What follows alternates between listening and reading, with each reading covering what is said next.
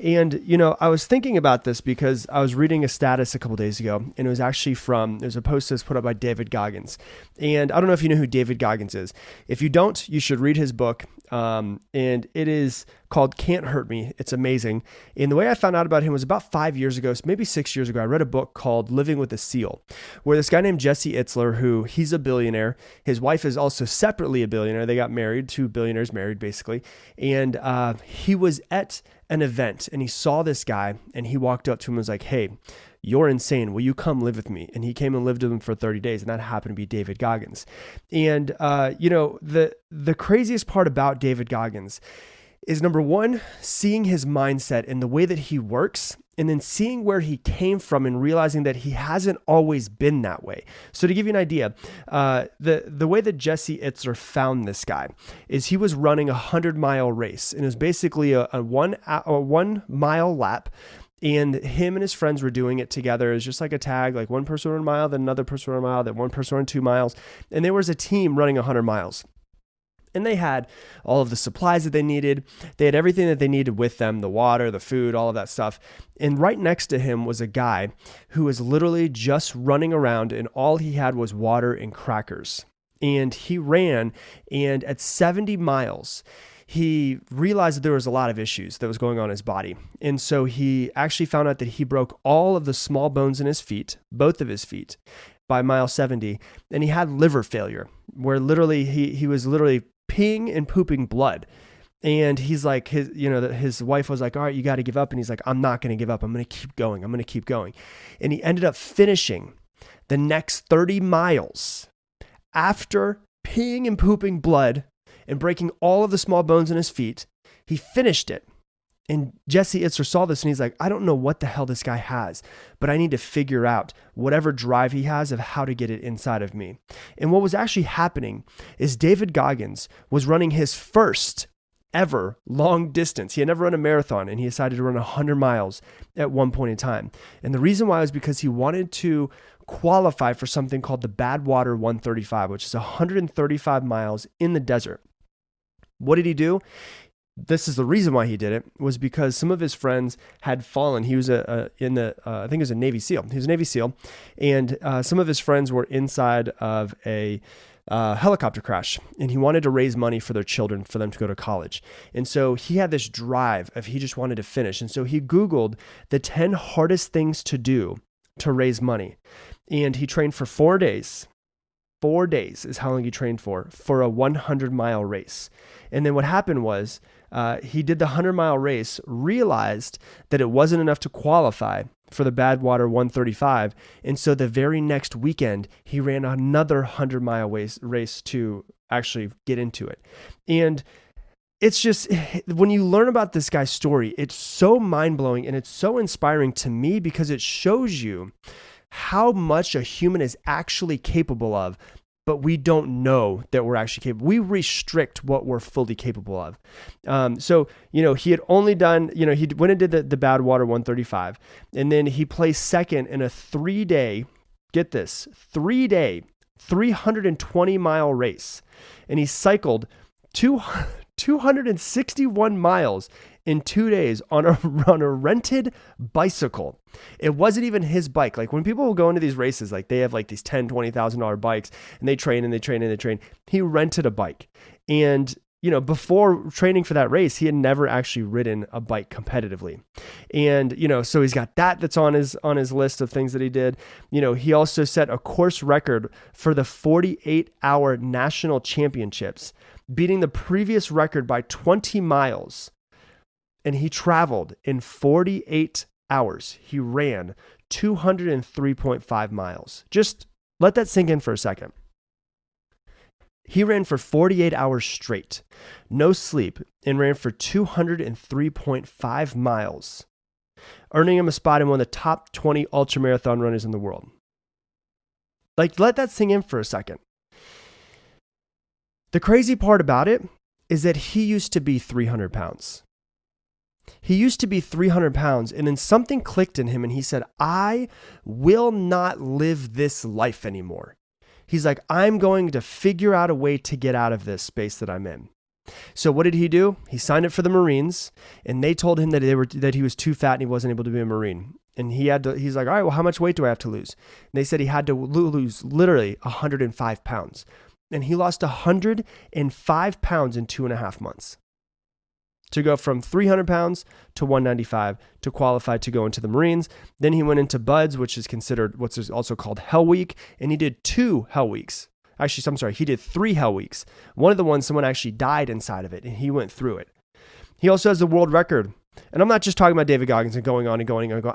I want you to just understand how much a human is capable of, to show you how much more we're capable of. He has the world record for pull-ups in one day. In 17 hours, he did 4,025 pull-ups.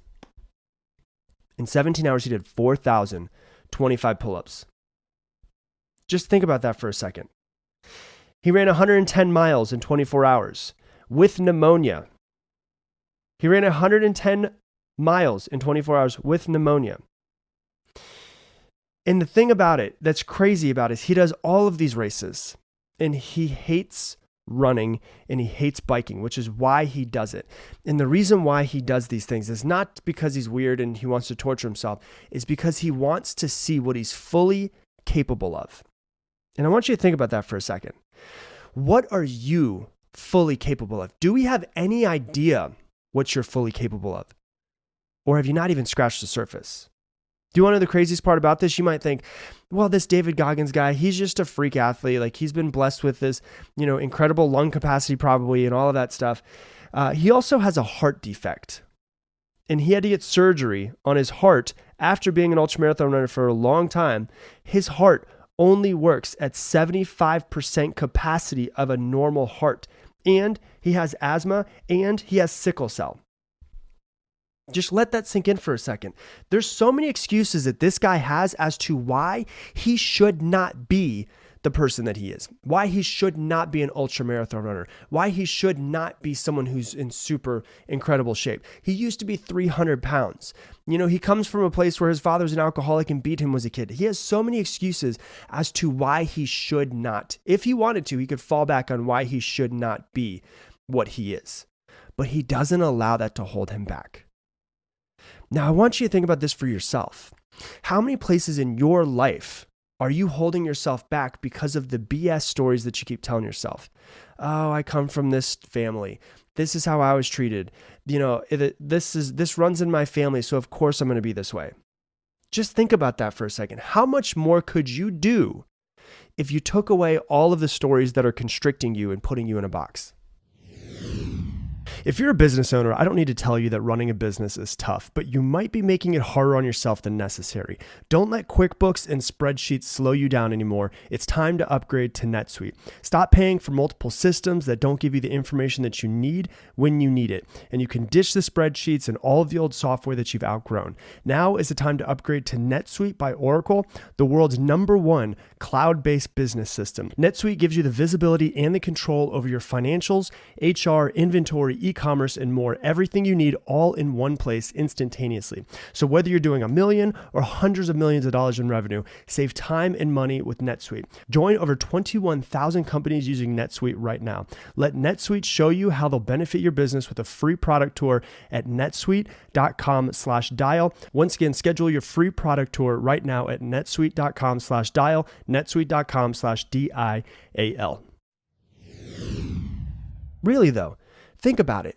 You have so much more that you're capable of doing, but you're probably telling yourself stories as to why you're not doing it or why you quote unquote can't do it. What if you got rid of all of your bullshit stories? What if you stopped telling yourself, oh yeah, this is the reason why I'm not going to be good. This is the reason why I can't succeed. This is the reason why I'm overweight. This is the reason why I'm poor. This is the reason why I won't succeed. This is the reason why people keep breaking up with me. This is the reason why I'll never succeed. This is the reason why I can't build a successful business. This is the reason why blah, blah, blah, blah, blah, blah, blah, blah. It's all bullshit. None of it's true and none of it has ever been true. It's just the stories that we tell ourselves to keep ourselves in the comfort zone to not actually push ourselves to see what we're fully capable of. That's what it is. What could you do if you got off of your own back and just allowed yourself to do something and really do something big? And I mean, dream big and push yourself to be big. Because if this guy's doing all this stuff with a heart defect that only works at 7, I can't even say the word, I'm so blown away, 75% capacity of a normal heart, why can't you do it? He's no different. He's just a normal person. But, what he says, though, is he likes to do things he doesn't want to do because it makes him uncomfortable. And if he can spend his time outside of his comfort zone, he constantly is growing. And people ask him what supplements he takes, and he says he takes a pill of Suck It Up and washes it down with a can of Go Hard. That's it. And one thing that he said that really I think is the most impactful out of anything he's probably ever said is this. He says most people live by the 40% rule. He says when you think you're done, like when you have hit, if you're going to go on a run and you feel like you're at full maximum capacity, like you cannot go any further, you have hit your capacity in your workout, in your run, in whatever it is that you're doing, you have fully hit 100% is what you think. This is a guy who clearly knows what he's talking about, knows how to push the boundaries. He says when you think you're at 100% of your capacity, you're actually only at 40%.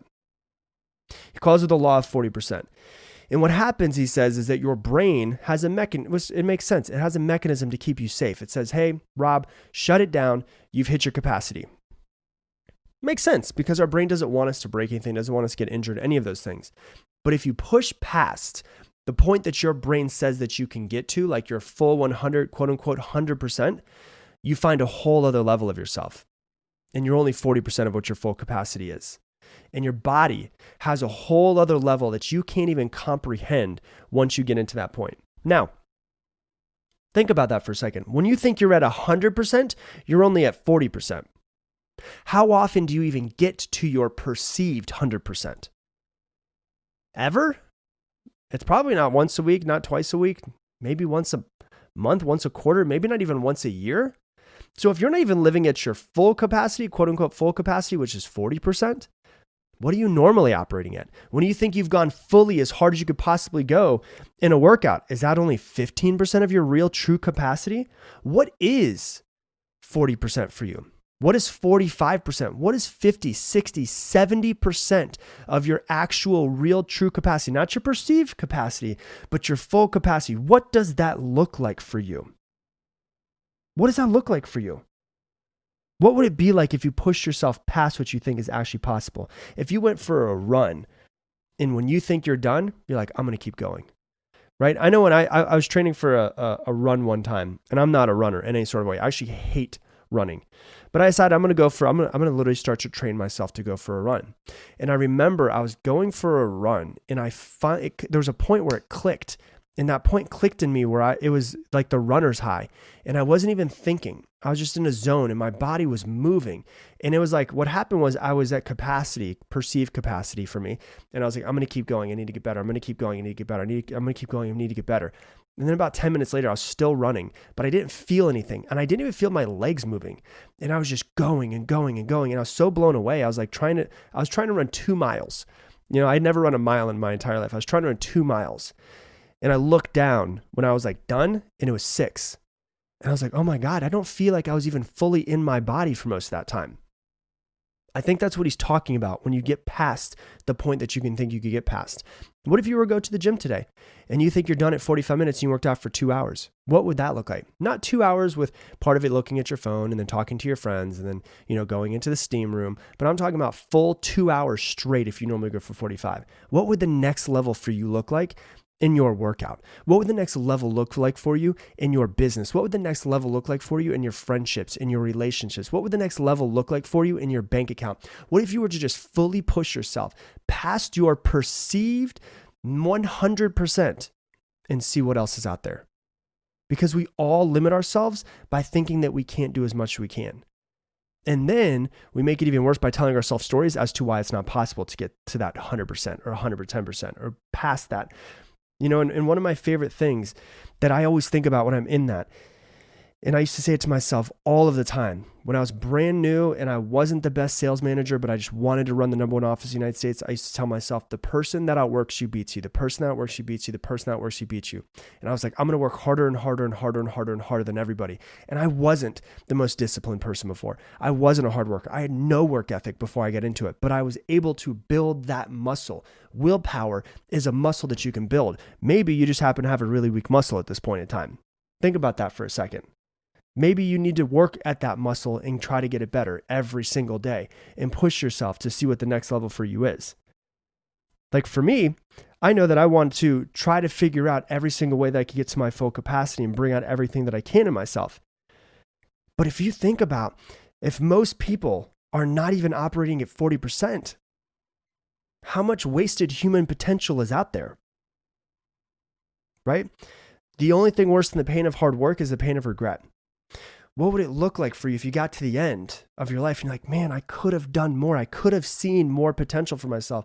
And in this full potential, I could have helped more people. Imagine if 7.5 billion people on this planet just fully decided to live up to their potential. There would be no issues in this world. We wouldn't have to try to figure out a way to go to Mars and try to colonize it, because we would fix all of the problems with all of the brain power and all of the capacity that people are really truly able to get to. The problem is comfort. Comfort is not only killing everybody that's around us, it's also killing the planet, because we're not growing to our full capacity, we're not going to our full potential, and we're also not helping everyone else around us in that true potential as well. There's a few people that are really going at it and trying to become the best they can. And, Elon Musk is one of them. He's able to do all of these crazy things. How many more Elon Musks are out there that are just not doing what they need to do to fully grow into the Elon Musk they could be? And they're just sitting on the couch or sitting on Instagram, and they're just wasting their life away at that. How much wasted human potential is out there? And then we have to reflect it back at ourselves and say, how much wasted human potential is in me that I'm not bringing out? So what I want you to do is think about this today. And I want you to try to find, either today or tomorrow, my mission for you is to try to find 100, quote unquote, 100% capacity for you. What that looks like, what that feels like. When you know your brain is like, all right, it's time to stop. And I want you to see what the next level looks like. I want you to push yourself past what you think you can do. And I guarantee you'll find a whole other level of yourself that you never even knew existed. So that's what I got for you for today's episode.